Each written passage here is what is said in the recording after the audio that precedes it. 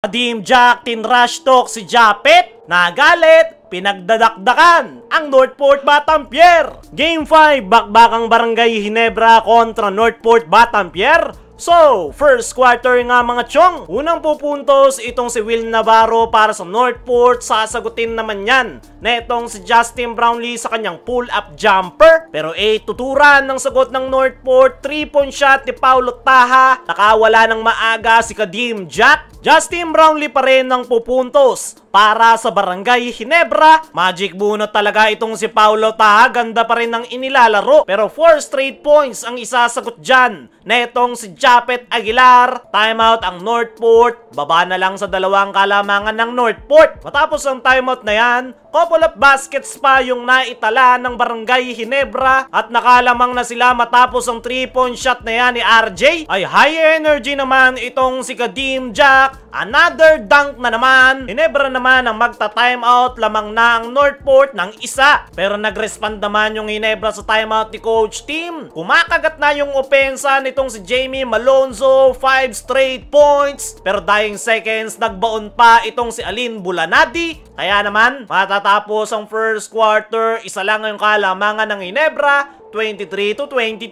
Pagpasok ng second quarter, maganda yung naging panimula ng Ginebra. RJ Abariento sa 3-point area, sasagot ng corner 3 si Alin Bulanadi. Pero grabe yung sagot ng Ginebra, 3-point shot netong si Jamie Malonzo. Sobrang sipag pa ni Troy Rosario sa ilalim. Nagsisimula ng kumonekta yung kanilang opensa, lobo sa 8 ang abante ng Ginebra. Pero agad ring nakapag-respond ang Northport Batampier sa kanilang 7-2 nating run. All around na si Kadim Jack. Kumukonekta na rin yung kanilang mga outside shots. Etong kanilang magic bunot na si Paulo Taha patuloy na nakakatulong sa Northport. Pero counter run ang sagot dyan ng Barangay Ginebra. Kumukonekta na yung outside shots ni RJ. Ganun rin itong si Maverick Ahanmisi. Floater sabay titikada ng long 3-point shot. Pero etong si Kadim Jack ginagawa na ang lahat para maiangat ang kanyang kupunan. Tinrush talk pa si Japet Aguilar para masira ang laro. Nakadraw pa ng end one play si Munzon para tapyasan ang kalamangan ng Ginebra. Sagutan na ng puntos yung dalawang kupunan.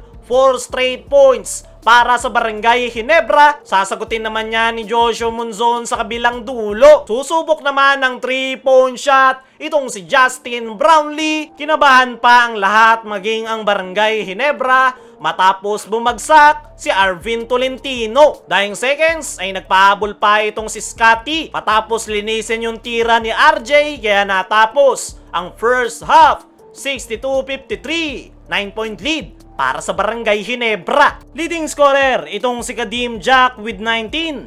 RJ Abarientos naman with 11 points. Pagpasok ng fourth and final quarter, good and bad start para sa Barangay Ginebra. 4 straight points para kay Scotty Thompson. Ang kaso nga lang bagsak itong si Troy Rosario na mimilipit sa bench. Matapos maapakan si Arvin Tolentino. Matapos niyan muntikan na rin si Scotty. Matapos sa hure ni Joshua Munzon sa ere. Pero hindi nagpapatinag itong si Scotty. Siya pa rin ang pupuntos, minama na yung depensa. Magko-contribute na rin itong sila RJ Abarientos. Lalong-lalo na itong si Jamie Malonzo. Another 3-point shot. Minamama lang yung depensa ng Northport Batampier. Grabing run yung ipinamalas ng Barangay Ginebra. Lahat ng kanilang mga local players ay kumukonekta at nakakapag-contribute. Nagpapaulan na sila ng 3-point shot. Another 3 na naman kay Jamie Malonzo. Namamagana sa 31-point lead ang Barangay Ginebra. Pero grabe yung naging run ng Northport sa pangunguna nitong si Alin Bulanadi. 14-3 run. Mainit na ang gunner ng Northport. Pinapaulan na ng 3-point shot. Dadagdagan pa nga yan nitong si Kadim Jack. Baba sa 19